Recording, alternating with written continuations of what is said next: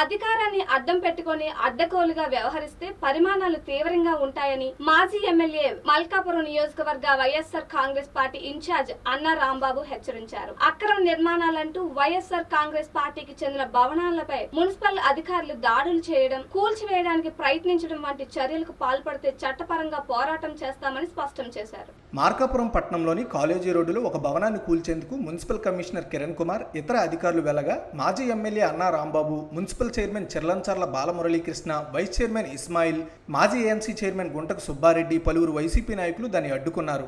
మార్కాపురం పట్టణంలోని ఎన్ని బిల్డింగులున్నాయి, ఎన్నింటికి అనుమతులున్నాయో తేల్చాలని ఈ సందర్భంగా ఆయన డిమాండ్ చేశారు. కేవలం టీడీపీ నాయకులు చెప్పినట్లు విని వైసీపీకి చెందిన భవనాలను కూల్చేస్తామంటే చూస్తూ ఊరుకోమంటూ వార్నింగ్ ఇచ్చారు. ఈ సందర్భంగా కొద్దిసేపు అక్కడ ఉద్రిక్త వాతావరణం నెలకొంది.